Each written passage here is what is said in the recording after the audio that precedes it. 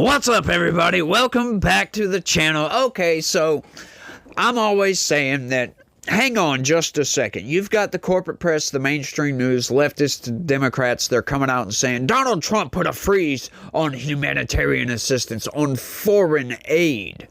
Now, from what we were finding, from what USAID was spending, and a lot of these other agencies, because they were buying nonsense subscriptions to Politico, for crying out loud, the AP of all places. Yeah, the AP got paid $600 and something thousand a year, which is not a lot, but that is taxpayer money that should not have been spent on what it was spent on.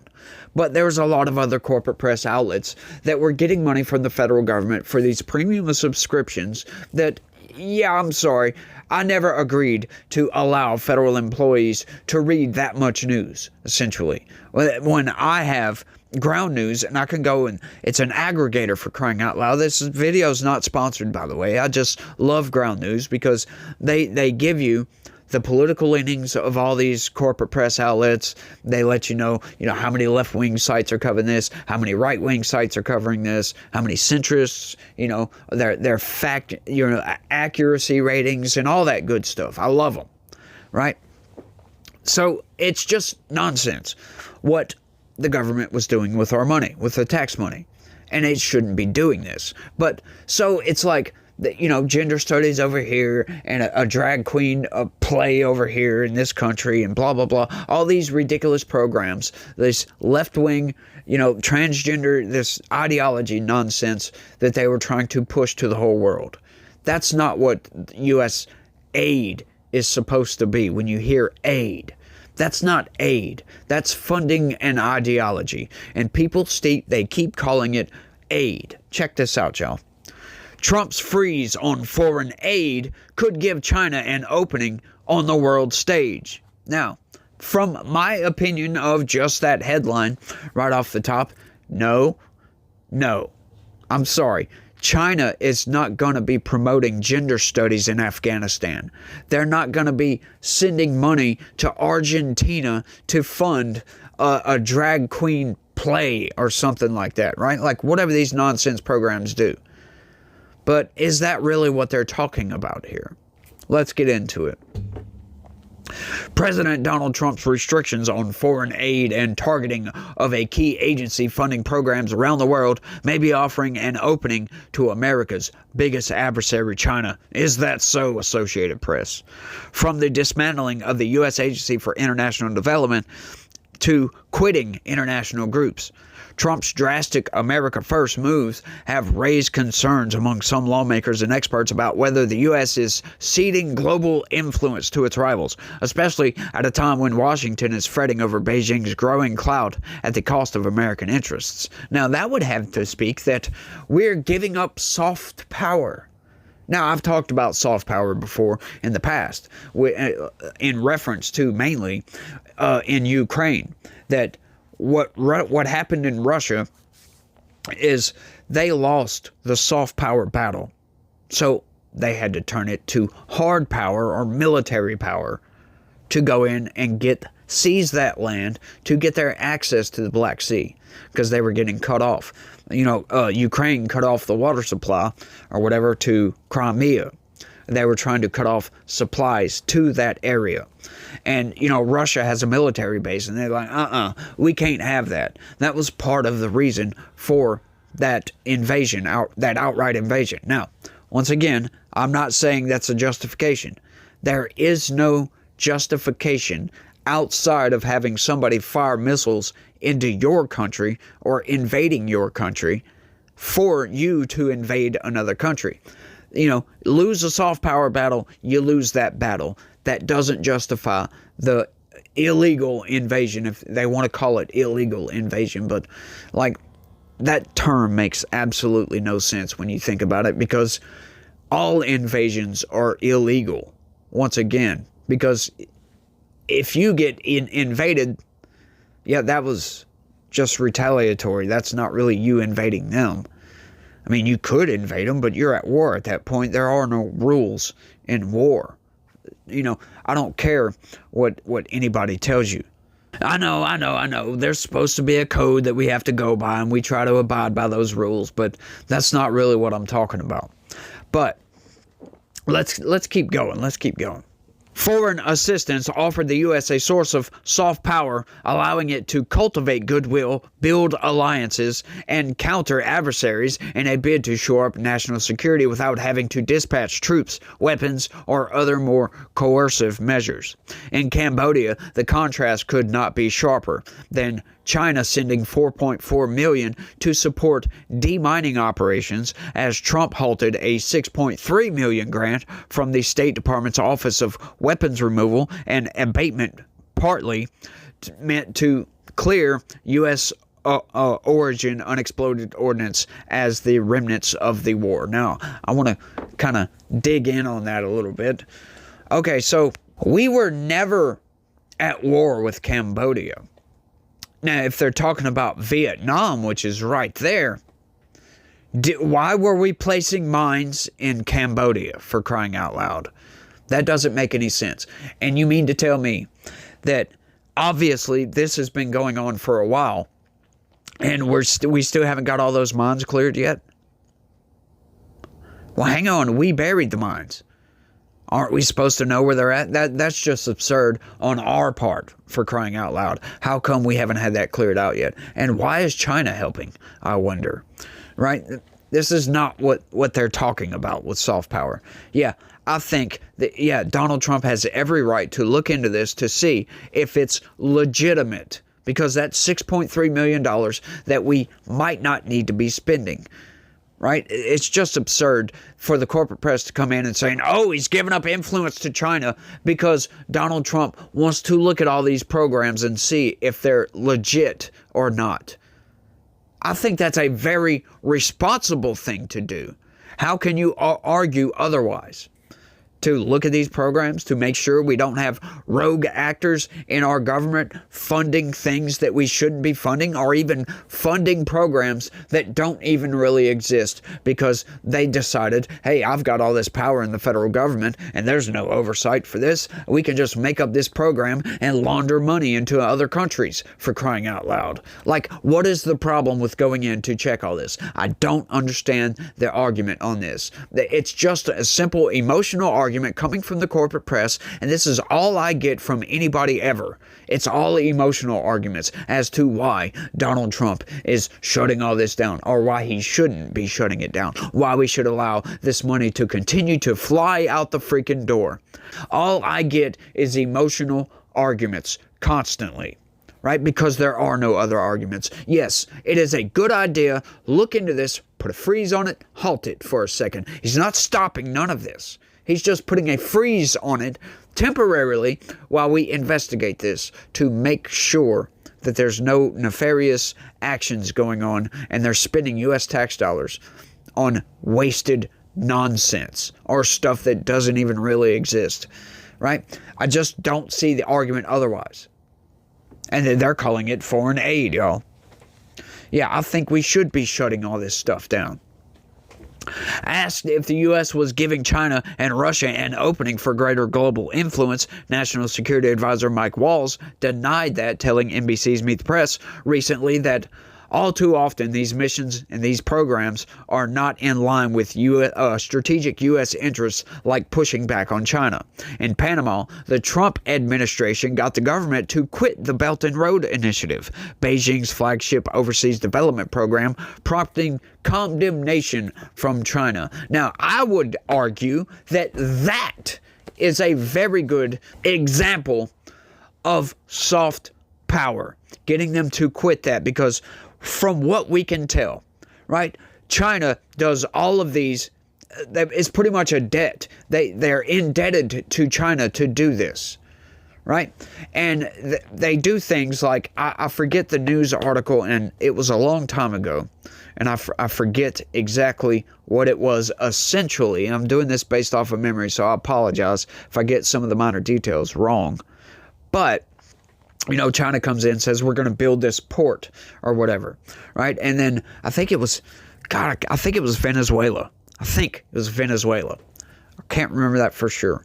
But, Venezuela couldn't pay for it or whatever. So China took over. They just took authority of that port. Now it's a Chinese port, right? That's what the Belt and Road Initiative essentially does. If you can't pay your bills, China's going to come in and take it over. Yeah, that's soft power right there. But, the United States was not doing that, and we're trying to stop these countries from working with China because of that. Yeah, we have major problems with China, y'all. Experts and lawmakers disagree on the impact of the U.S. taking a step back from foreign aid. Right, once again, we're not taking a step back from foreign aid. The corporate press is outright lying on this. They're just blatantly lying. He put a freeze on it to investigate all these programs while Doge comes in and looks at all this stuff. What in that is backing away from the world stage, for crying out loud? Nothing.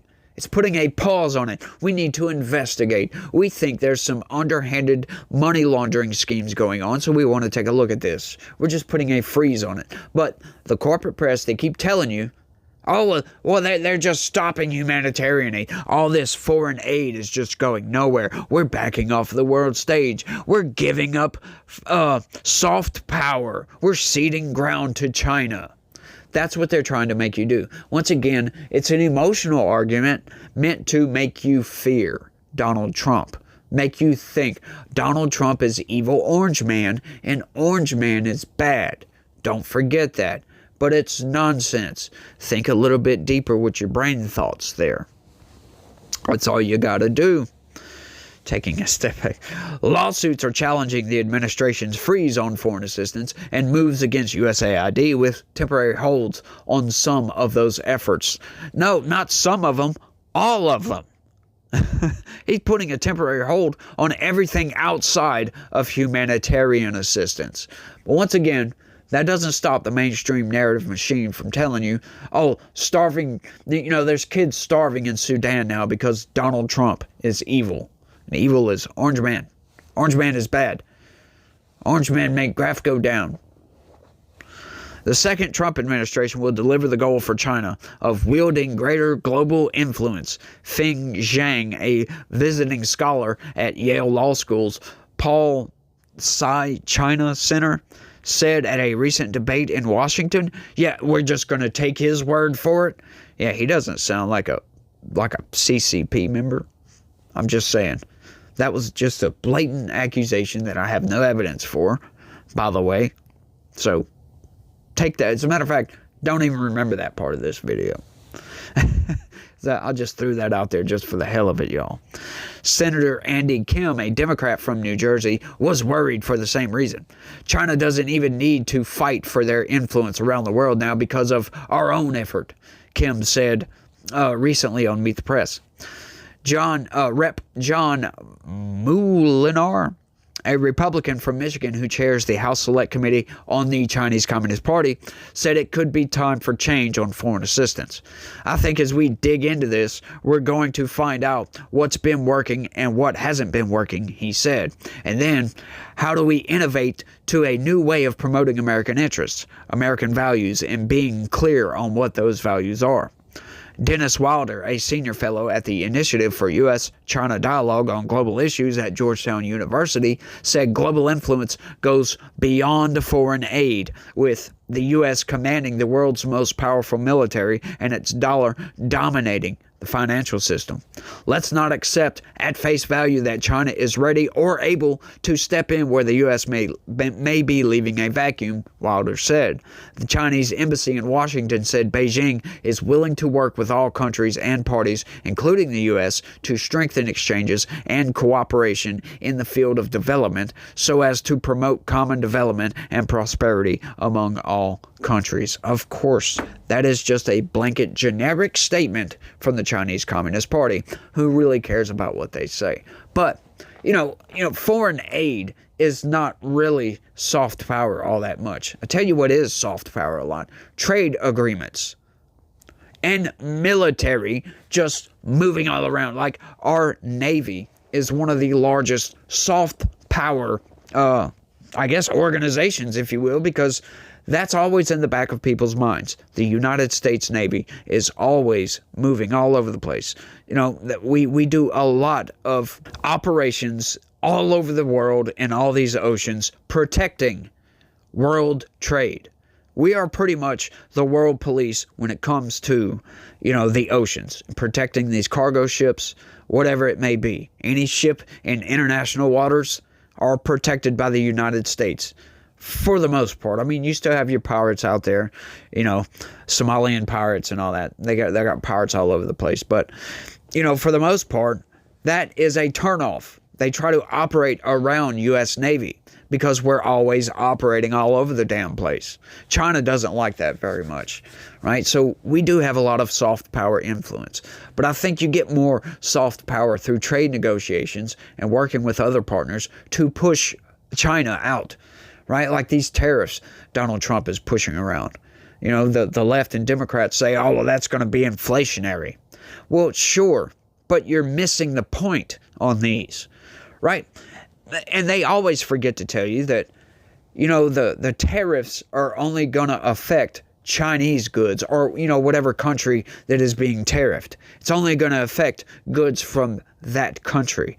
Guess what? You buy American-made products or products made from a country that we're not having tariffs with, you know, yeah, it's not going to affect that at all, and it's not going to make those prices go up. But you know what else? You know what another argument they don't ever tell you is, you know, let's say Donald Trump puts a 100% tariff on everything that comes from China. Do you really think that they are just going to take all those products, right, everything that comes in, and double the cost of that? Do you really think that? Because that would be absurd. They would go out of business quick. They would just fly right out of business. Because what is people going to do? People, they're going to see the double in the cost of this, and they're going to be like, I'm going to buy a different product. They can buy an American-made product, or a German-made product, or a Taiwanese-made product instead, and pay the regular costs. A lot of the companies on these tariffs, to stay competitive, have to absorb that cost. This is something else these economists don't ever tell you. Or some of them do, but the corporate press doesn't ever allow these people onto television. I'll put it that way, right? Because to stay competitive, you have to absorb those costs. You can't just raise your prices. You're going to sell a lot less product. And these countries know this. That's why I don't understand the argument. Because the only argument you ever get from the corporate press is, oh, it's inflationary and that's it. Well, sure, but that's not what the point of these are, essentially. The point is you put the tariffs on there and you give them tax breaks. You give these companies tax breaks to build a manufacturing plant in the United States, to bring manufacturing here to give American workers jobs. That's what people don't get. You never hear that argument from the corporate press. I'll say that. A lot of people do get that, but they don't get to come on CNN and spout that truth, as a matter of fact, because that is true. That's what these tariffs are meant to do. There are all kinds of aspects to these, right? It's a negotiating tactic for one, because of just look what Trump did with Mexico and Canada. It got them to put troops on the border to help us out on that. And he said, hey, look, we're going to put a pause on these tariffs. That's obviously what that was meant for. You know, but what did the corporate press do? Oh, Trump capitulated. He realized it was stupid. Like, do they not realize how dumb they sound when they say that? No, they don't, because they think they're preaching to an audience of idiots. But not everybody's an idiot. All right, so they look dumb to people that know what's going on, that can think for themselves, that don't need to get fed a narrative from a machine. It's absurd, y'all. But I think I've rambled on for long enough. I want y'all to let me know what y'all think about all this down in the comments section. I'm freezing my buns off out here. It's like 30 degrees outside, and I have no heat at all because I can't afford heat out here. I'm not in my house. I got a little shed outside. Made a studio. Well, kind of. If you could see what was over there, you'd be like, oh my goodness, that's crazy.